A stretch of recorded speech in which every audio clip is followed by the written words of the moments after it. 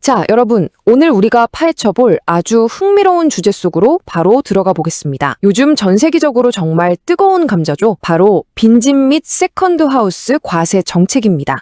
본격적으로 시작하기 전에 말씀드릴 게 있는데요. 오늘 이 분석은 대한민국 1위 중소형 빌딩 자산관리 회사이자 해외 부동산 투자자문의 리더이신 글로벌 PMC 김용남 대표이사님의 칼럼을 바탕으로 준비했습니다. 전문가의 예리한 시각으로 빈집세의 글로벌 트렌드부터 숨겨진 시사점까지 싹 다 도출해 볼 거니까요. 끝까지 집중해 주세요. 자, 부유층의 텅 빈 집을 겨냥한 이른바 세금 폭탄. 이게 과연 주택난을 단번에 해결할 묘수일까요? 아니면 뼈아픈 자충수일까요? 지금부터 같이 살펴보시죠. 이 문장 한번 보시겠어요? 샌디에고 시의원 숀 엘로 리베라가 한 말인데요. 사실 이 정책들이 추구하는 아주 이상적이고 아름다운 목표를 완벽하게 요약해주고 있습니다. 집은 사람이 살려고 있는 거지 비워두라고 있는 게 아니다. 너무 맞는 말이죠? 지방정부 입장에서는 텅 빈 예산 창고도 채워야 하고 완성적인 주택난도 해결해야 하는데 이 두 마리 토끼를 동시에 잡겠다는 아주 매력적인 명분인 겁니다. 근데요, 여기서 진짜 흥미로운 포인트가 등장합니다. 아이디어 자체는 완벽해 보이잖아요.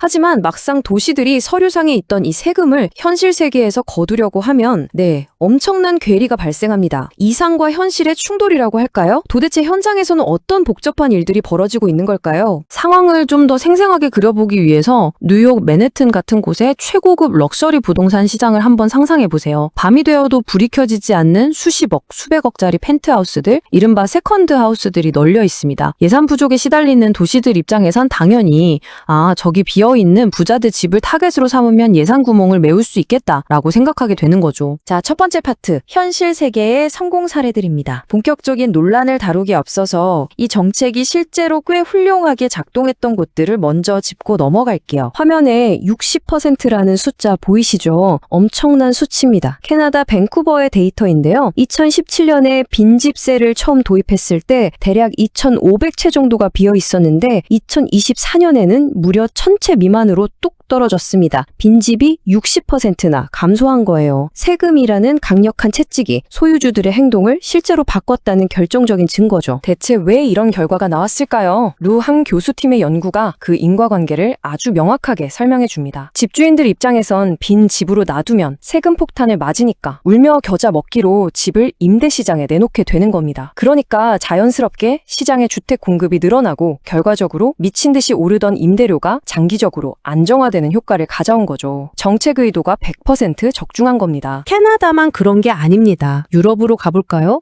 2020년 연구를 보면 프랑스에서 빈집세를 선제적으로 도입했던 도시들의 경우 빈집 비율이 평균 13%나 줄어들었습니다. 방치되어 있던 자산이 사람들이 실제로 살 수 있는 집으로 성공적으로 전환된 또 다른 훌륭한 사례죠. 자, 이어서 두 번째 파트, 미국으로 확산되는 과세 움직임입니다. 캐나다나 유럽에서 이렇게 쏠쏠한 재미를 봤다는 소식이 들리니까 미국의 주요 도시들도 가만히 있을 수 없겠죠? 앞다투어 이 트렌드에 올라타기 시작합니다. 그럼 도시마다 어떻게 적용하고 있는지 표를 한번 보실까요? 도시마다 스타일이 확 다릅니다. 뉴욕은 500만 달러가 넘는 초고가 럭셔리 주택만 콕 집어서 펑크난 예산을 메우려 하고요. 샌디에이고는 집값 상관없이 비어있기만 하면 무조건 연간 8,000달러에서 1만 달러 정도의 정액세금을 때립니다. 주택 공급 자체가 목적이니까요. 그리고 로드아일랜드는 집값과 비어있는 기간을 혼합해서 타겟을 정하고 있죠. 여기서 로드아일랜드 법안은 진짜 재밌는 별명이 하나 있어요.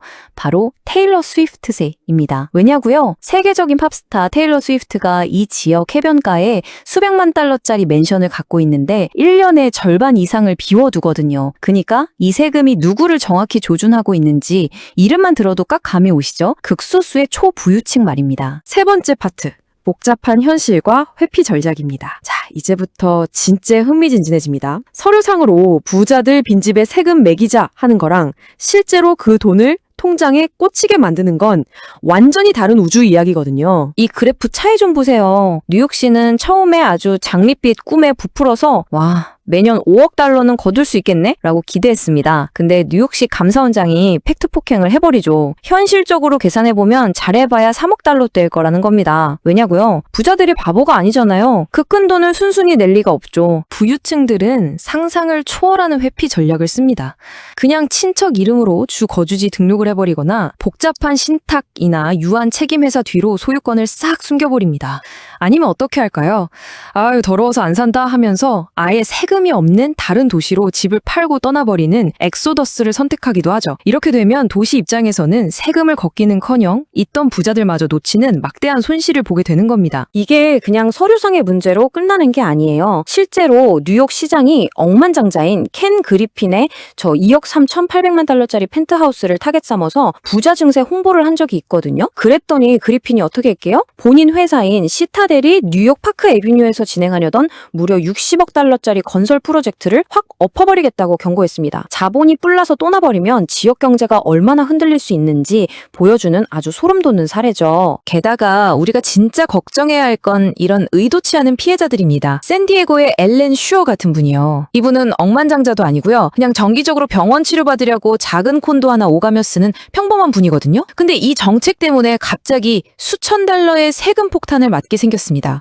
고래 싸움에 새우등 터진다고 선량한 시민이 정책의 십자포화에 갇혀버린 거죠. 자, 이제 마지막 파트입니다. 정책 평가. 과연 이게 진정한 해결책일까요? 우리는 성공적인 면도 봤고 아주 씁쓸한 부작용도 확인했습니다. 이제 냉정하게 한 벌 떨어져서 평가를 해봐야겠죠? UCLA의 쉐인 필립스 연구원이 아주 뼈 때리는 말을 했습니다. 이걸 3류 해결책이라고 불렀어요. 왜냐하면 전체 주택 시장 크기로 보면 빈집이나 세컨드 하우스가 차지하는 비율 자체가 티끌이거든요. 물론 세금 좀 더 거치고 빈집 몇 개 나오긴 하겠지만 도시를 짓누르는 거대한 주택 위기의 판을 뒤집기엔 턱없이 부족하다는 겁니다. 그러니까 우리는 지금 엄청난 딜레마 앞에 서 있는 겁니다. 빈집을 실제 사람이 사는 집으로 바꾼다는 명분은 너무 좋죠. 하지만 그 대가로 막대한 돈을 쓰는 고소득층이 도시를 떠나버리고 지역 투자가 얼어붙는다면요. 앞서 언급했던 글로벌 PMC 김용남 대표이사님의 컬럼에서 날카롭게 짚어주신 것처럼 정책 하나가 시장에 미치는 이 양날의 검 같은 파급력을